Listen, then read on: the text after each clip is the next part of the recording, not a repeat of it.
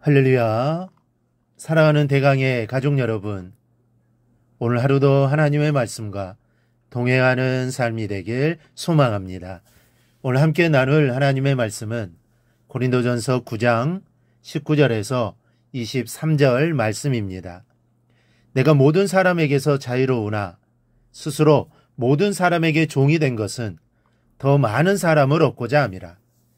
유대인들에게 내가 유대인과 같이 된 것은 유대인들을 얻고자 함이요, 율법 아래에 있는 자들에게는 내가 율법 아래에 있지 아니하나 율법 아래에 있는 자 같이 된 것은 율법 아래에 있는 자들을 얻고자 함이요, 율법 없는 자에게는 내가 하나님께서 율법 없는 자가 아니요 도리어 그리스도의 율법 아래에 있는 자이나 율법 없는 자와 같이 된 것은 율법 없는 자들을 얻고자 함이라. 약한 자들에게 내가 약한 자와 같이 된 것은 약한 자들을 얻고자 함이요, 내가 여러 사람에게 여러 모습이 된 것은 아무쪼록 몇 사람이라도 구원하고자 함이니 내가 복음을 위하여 모든 것을 행함은 복음에 참여하고자 함이라. 아멘. 이 가곡 중에 명태라는 곡이 있는데 그 가사가 이렇습니다. 그의 시가 되어도 좋다. 그의 안주가 되어도 좋다. 쫙쫙 찢어지어 내 목은 없어질지라도 내 이름만 남아 있으리라. 이 사람에 따라서 달리 느낄 수도 있지만 이 노래는 올바른 인생길을 가는 한 사람의 결의에 찬 의지를 노래한 내용입니다. 한간 명태라는 미물에 지나지 않지만 밤늦게 시를 쓰는 시인의 시 속에서 혹은 그 시인의 술안주가 되어서라도 의미 있는 생을 살겠다는 분명한 의지가 담겨 있는 노래입니다.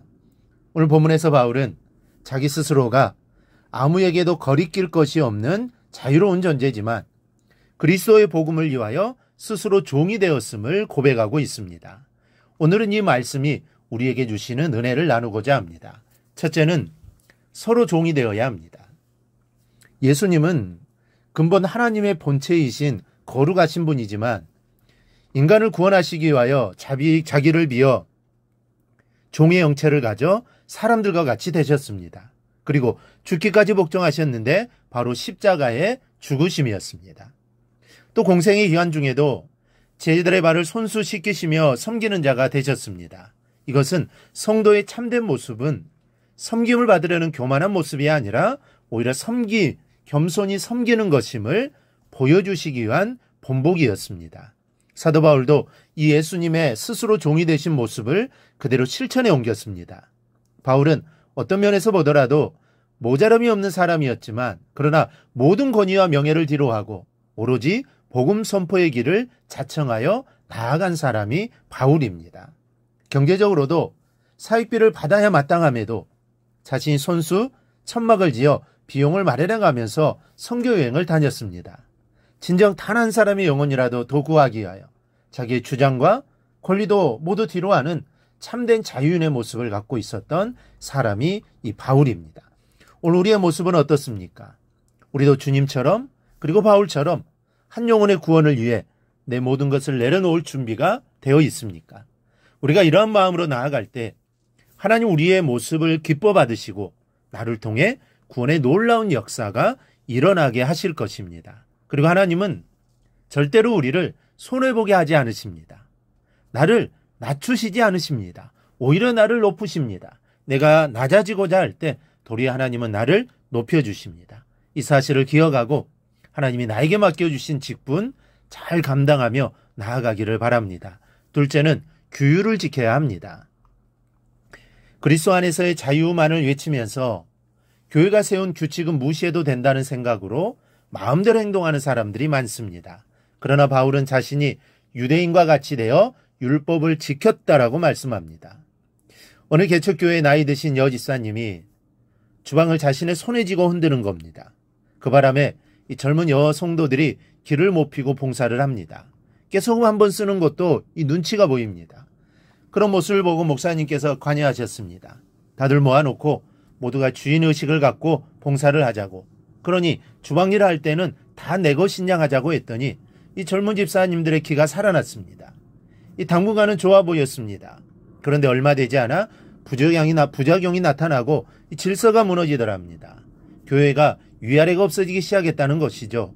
자유하면서도 질서가 있는 것이 바로 하나님의 뜻입니다.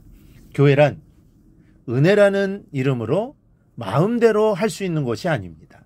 오히려 교회의 덕을 세우기 위하여 교회의 질서와 규칙을 엄하게 준수해야 하는 것입니다. 교회 전체가 인정하는 교회 생활의 원칙이 성경에 반대되지 않을 때 우리는 반드시 준수해야 합니다. 여러분, 종노릇하면서도 크나큰 자유를 맛보는 것이 하나님 신앙입니다. 또 주님 주신 자유로움 속에서 질서와 규칙을 바르게 하는 것이 가장 아름다운 신앙의 고백입니다. 1943년 2월 3일 밤 1시에 이 독일 잠수함이 어뢰를 맞고 대상에 침몰한 도체스터호 사건이 있습니다. 그 배에는 개신교 목사인 조지 폭스와 클라크 폴링, 유대교 랍빈 알렉산더 구디, 그리고 카톨릭 신부인 존 워싱턴, 이렇게 4명의 군종 장교들이 타고 있었습니다. 그들은 배가 어뢰에 맞았을 때 구명복도 입지 않은 채 잠들어 있는 신병들을 깨웠습니다. 놀람과 혼란으로 아우성치는 그들을 위로하고 또 진전시켜 구명복을 입혔습니다. 또 신속하게 구명정으로 안내하여 목숨을 건지도록 했습니다. 그리고 결국엔 자신들의 구명복까지 벗어 다른 사람들에게 양보하고는 침몰되어가는 갑판 위에서 4사람은 손을 잡고 군인들을 위해 기도하는 모습으로 이 배와 함께 사라져갔습니다. 이러한 모습이 믿는 성도의 모습이 아닐까 생각해 봅니다.